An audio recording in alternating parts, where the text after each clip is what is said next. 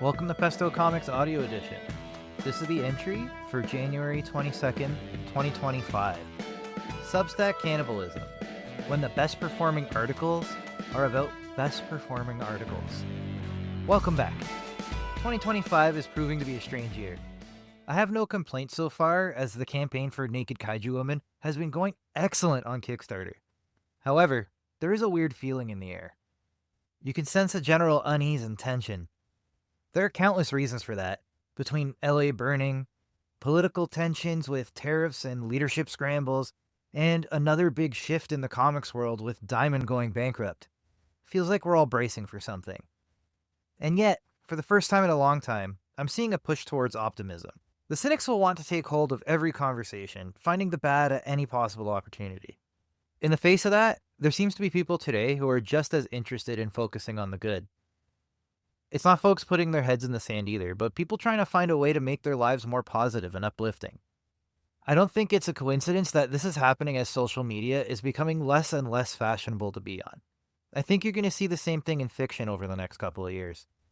The trend of dystopias and apocalyptic events are on the way out. Escapism is in. No one needs to imagine what it's like living in the end of the world when you feel like you're in the end of the world. I think we've had our fill of it from 2020 to now. Or maybe I'm just being optimistic. Speaking of optimism, let's talk about how Substack gurus want to sell you a new life with just one post a month that you'll write from your private island. You just need to subscribe and buy their pro level course, which you can upgrade to the expert level with coaching. It's so simple. But before that though, let's talk about something that you might actually be interested in. Project update. Naked Kaiju Woman still flying high. Aside from JP Jordan being a constant hype machine and Kevin Laporte giving the comic a boost in his Kickstarter roundups, I haven't been doing much to push this comic on social media this time out. A couple posts here or there, but nothing too extreme. I was on Longbox Punk, Comics Asylum, and By the Wayside recently to push the campaign, but I typically jump on those podcasts to push all my projects, and not just one. Much like this newsletter, it's a long game exercise to get you to know me better and the body of work that I release. I'm beyond thrilled for how this has all been going, though. With less than 10 days left, I'm excited to see how far we can go with this campaign. 500 backers? 600? The sky's the limit. If you haven't already, and you'd like to lend your support, you can find it on Kickstarter until January 31st. Now, let's get into it. Writers writing about writers. An instant red flag for me is when the main character in a novel is an author. The idea that the writer of the novel couldn't look beyond their own experience doesn't give me much hope for what's contained in the pages of the book. There are exceptions to this rule, but generally speaking, there are so many more vocations, lifestyles, and characters that could have been explored than a heightened version of their own lives. I don't blame them entirely, though. Being an author, or a writer of any kind, is a very narcissistic endeavor. The expectation that anyone would be interested in my thoughts and my words, regardless of how well-arranged, entertaining, informative, or clever they may be, is absolutely vain in nature. One would hope that these authors would fight the urge when plotting their novel, but that's just one version of how this narcissism can shine through to the words on the page, or the screen. Stop hitting yourself. I've said in a few places that I've been writing for over 20 years, and though that's true, I haven't gone all in till very recently. I've submitted short stories here or there, entered screenplay contests, and launched a couple ill-fated narrative blogs, but it was always done sporadically or when the motivation would hit me. It wasn't until about 2018 that I actually started taking it seriously and writing every morning. Before that, I would listen to self-publishing podcasts, read all kinds of books, and do anything but write. I was preparing for it, I would tell myself. Doing so, I effectively sat out the ebook gold rush while I watched from the sidelines. I did gain a small bit of perspective, though.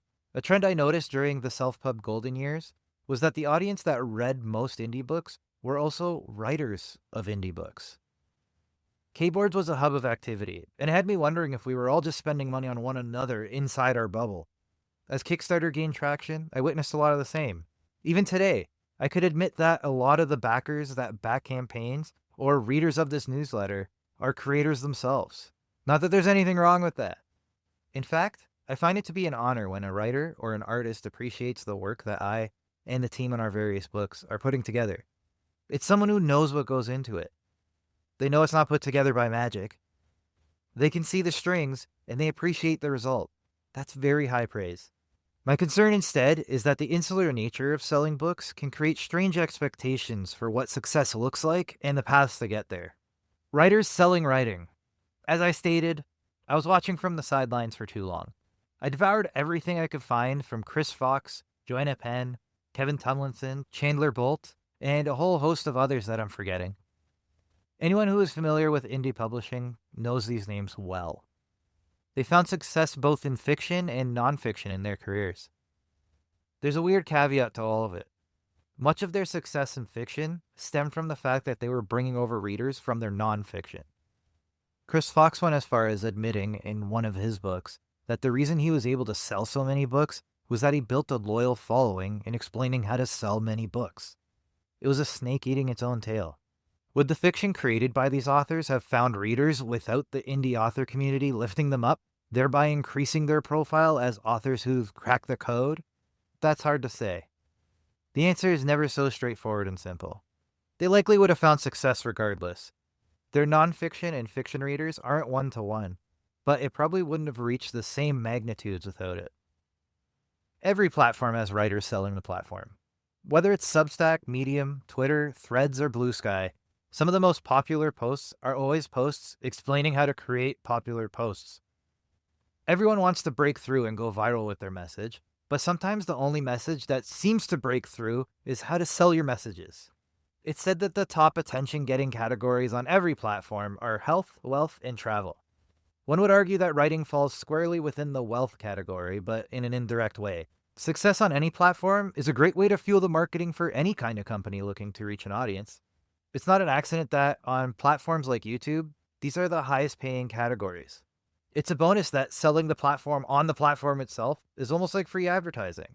It's a self-perpetuating exercise that only works if you keep the wheel spinning.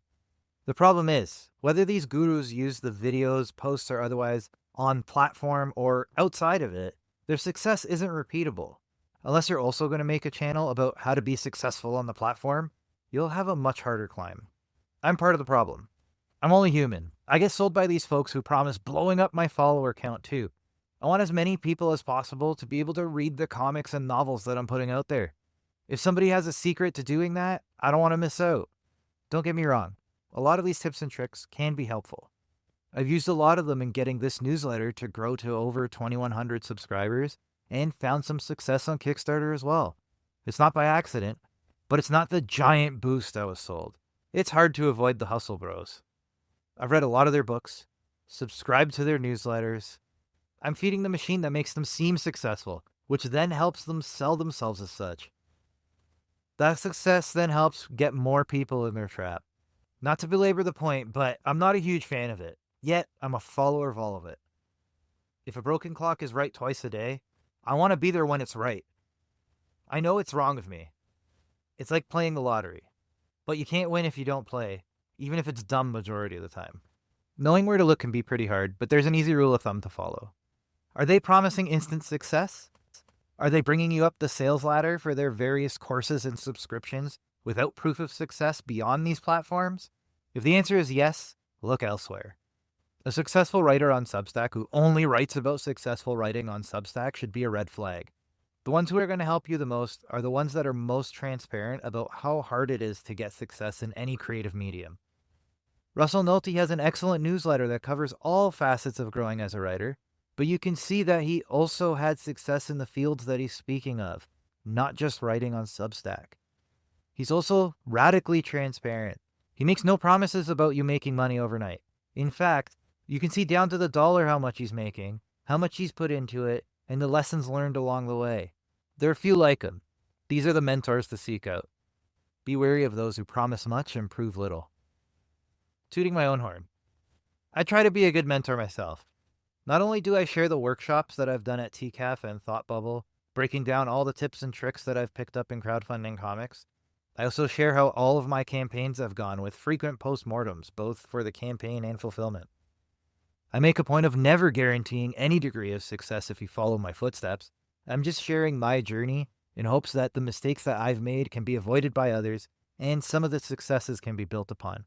I'm not selling you a $10,000 course that promises to make you a success overnight. I'm just sharing my story in the most actionable way I can present. Another point to consider is that I always try to stay optimistic. The truth of it all is that this is hard, very hard.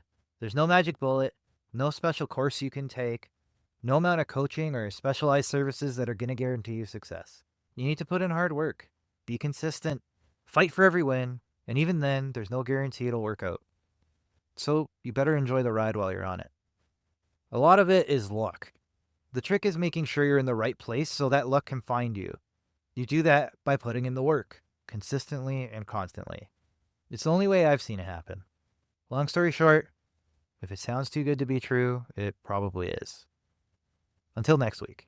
Coming up on the Substack, January 29th, Taboo and Kickstarter. Do you need to do an NSFW book to be successful? February 5th, being cool is overrated. It's time to retire guilty pleasures. And February 12th, Postmortem, Naked Kaiju Woman, reviewing the 6th Pesto Comics campaign, and an update on where I'll be in 2025. So, not much change to this calendar if you listened last week. I'm still planning on tabling at TCAF, that's from June 6th to 8th, and Fan Expo Canada, August 21st to 24th. For both of those, I remain on the wait list. I haven't received word back as to whether I'm getting a table or not, so very much pending for both of those tables. However, I will be attending, not with a table, but just I'll be there in person at Toronto Comic-Con in March from the 14th to the 16th, the Toronto Indie Author Conference from April 26th to 27th, and New York Comic-Con, October 9th to 12th. For New York Comic-Con, I also have that as pending, as tickets are not quite on sale yet, so no guarantees that I'll be there, but I've done everything in my power to make sure that I'll be there. A hotel is booked. I haven't quite got the flight, but I can get there from Toronto quite easily. So planning on being at New York Comic-Con. We'll see how that goes. And for the Toronto Indie Author Conference, I do have a conflict for this Saturday. So I'll be doing a half day on Saturday, but I plan to be there all day on the 27th on the Sunday. So that should be a lot of fun. If you happen to be at any of these shows, let me know. It'd be great to meet up and say hello. And the Pesto Comics release calendar. So there's been a bit of a shakeup, starting with Naked Kaiju Woman, which is live right now, doing very well. And if you haven't supported it yet, please do so on Kickstarter. You have until January 31st to do that. However, we have moved up some of the dates in hopes of getting you this book in your hands as quickly as possible. So that means From Parts Unknown number 2 will be releasing on February 19th. Number 3 on April 2nd. Number 4 on May 14th. And I will now comfortably announce that issue 5 will be coming out August 13th. So you will be receiving the full arc of From Parts Unknown if you support all of these campaigns through to the end in August. And I should have all those books in your hands by October. And you'll be able to read the entire story. Should be a lot of fun. We're already talking about doing a second arc because this one seems to be so much fun. We'll see how that goes. Daniel's on board. Though we may do something a little different. We'll see how that all plays out. We'll talk about that a little bit in the future. But for now, just be ready for the next few issues of From Parts Unknown from now through to the summer. And on the Instant Ink Comic Book Podcast, we have John Westhoff this week. It's the first of 2 episodes. He's actually got a live campaign with Drumsticks of Doom. It's been a lot of fun. Talks about part-time comics and kind of what brought him to all of this. I razz him a little bit for the the Italian character that shows up in the early pages.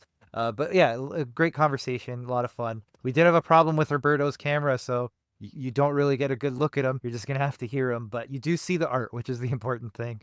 And yeah, he does chime in here and there. We got his audio. His video fell through. So still a lot of fun. Still worth checking out. Again, the art is why we're all there and the conversation. So you still have all that. You can check that out, YouTube, Spotify, all of the various audio platforms out there. And most importantly on instantink.xyz. You can find it there.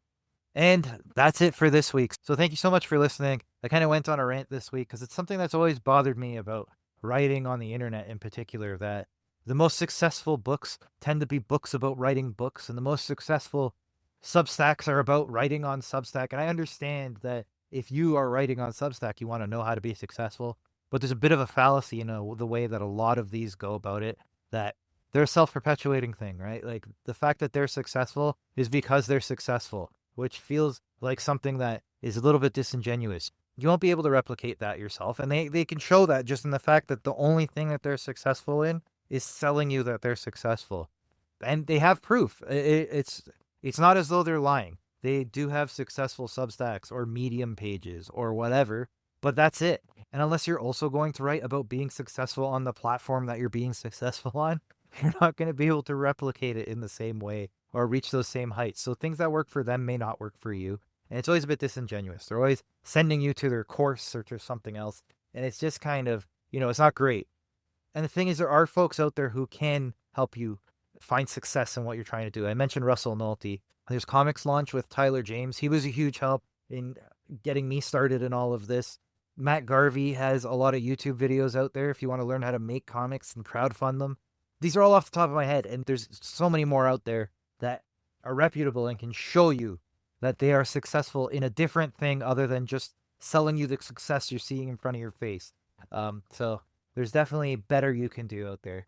But that's enough of this rant. You've listened for that long enough. I just want to, again, thank everyone who has backed Naked Kaiju Woman.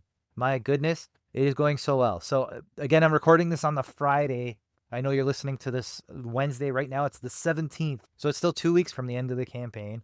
We're just under $100 shy of the $9,000 Canadian mark with 336 backers, which is absolutely insane to me. Given that Crazy Latte Thing Called Love was my best success before Big Smoke Pulp, even though both of those, the backer count, the max was 191. So the fact that we're almost at double that count, it just absolutely blows my mind. So very happy with how this is going. I can't wait to do the postmortem. It's going to be a lot of fun. And yeah, the book's ready to go. So right now I'm just living through the campaign, getting ready for From Parts Unknown 2. Very excited with getting that one out. I'm hoping some of the success of this campaign carries over to From Parts Unknown, because again, that is going to be through the summer. So I'm hoping that this momentum carries through, and then we'll have the sequel to Naked Kaiju Woman in the fall. I'm getting Raphael going on that. But yeah, just a ton of fun to be had. I am writing constantly. I'm really trying to get a whole bunch of projects out there. I have another thing that I'm going to be working on with Daniel. Not just the second arc of From Parts Unknown, but something entirely different. So that should be a lot of fun. I got Raphael busy. I have a couple other artists I'm reaching out to about some other things that I didn't even share at the beginning of the year. Here's the plan for 2025 thing. I don't know that these will even come out this year, so way too soon to be talking about them. I'm also working on that script for the editor that I haven't named yet, that I've been putting together. Hopefully those pitches go well. And if, for whatever reason, the publishers do not want this pitch, they'll end up on Kickstarter as well. I still think it's a great idea. I have an editor on board who seems to think so as well. If I get the artists that I'm hoping to get, I think it'll be huge. Even if it's with a publisher or on a Kickstarter, I think it'll be a really big deal. So I'm very excited about all of that. Just, yeah, a lot of great things to come. Procrastination is a hard thing to fight, but if I write as much as I know I can, I'll be able to get all these projects and more out to you. I have so much to share. I just can't wait for you all to see it. And I understand if you can't keep up with the cadence of how I'm putting things out there, financially speaking, you can't back every project. I appreciate those of you who do. I appreciate those of you who share. And I really appreciate those of you who listen to the end of this podcast every week. The podcasting numbers are going up through the triple digits, which is wonderful. I do appreciate how many downloads that is. It feels absolutely insane to me that people are willing to listen to me ramble on as long as they do. So I really do appreciate you doing so. And with that, I'll let you go for another week. We'll talk next week. We're not going to talk post-mortem for Naked Kaiju Woman, but we're going to talk about the whole idea of dipping our toe into NSFW. And is that what the difference was?